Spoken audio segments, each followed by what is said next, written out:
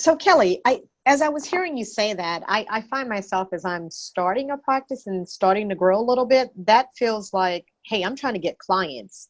And you see, I can already I hear my know. mindset in the midst of that. Like, I know. I need clients. Hey, And but you need so, the right clients.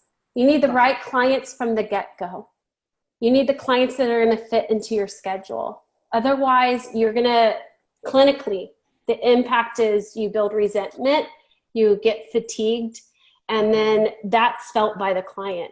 So when you show up with your highest and best and can, hey, I love that you can acknowledge that, but also be like, hey, you don't get to drive the boat.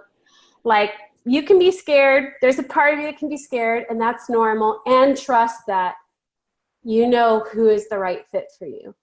And it's a mutual thing. It's the client deciding and you deciding. Okay.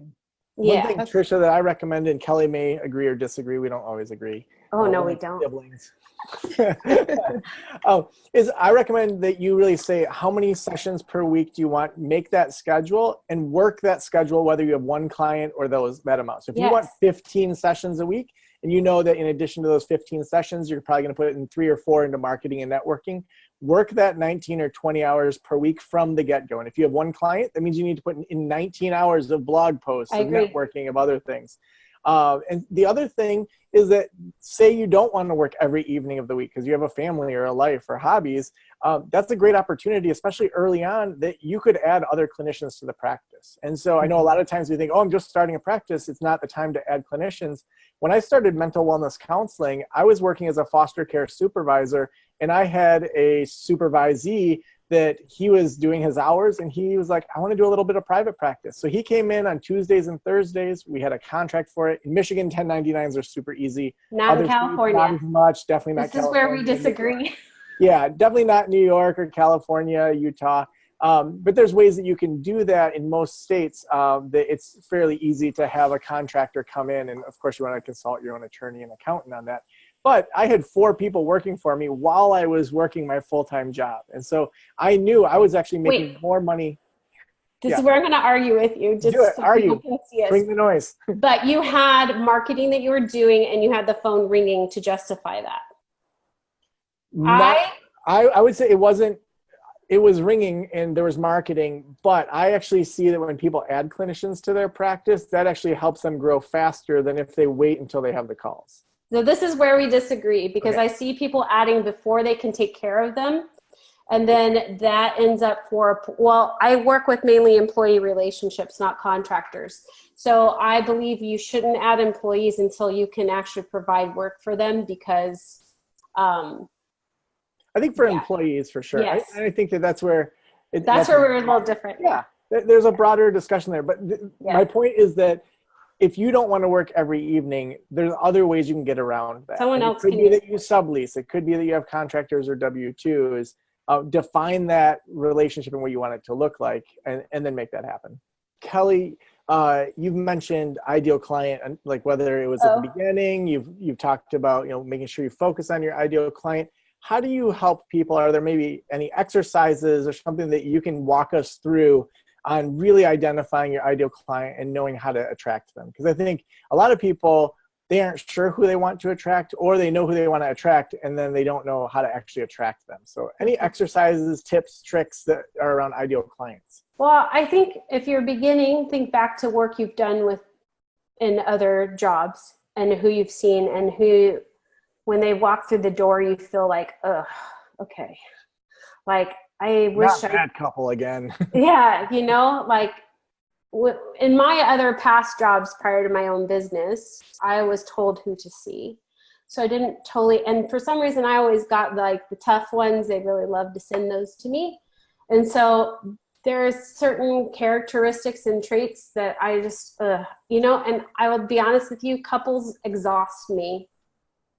I can't see a couple. I've tried it, and it's just not my jam. And so being clear about like who you don't want sometimes is easier to start with. Then start thinking about who did you really like working with. And if you're one of those people like, I love working with everybody, but let's think about some commonalities. I call it like the golden thread, the thing that ties them all together. It could be that I like the anxiety stuff that happens, or I like people who are really grieving losses. It's so funny to talk about it like this.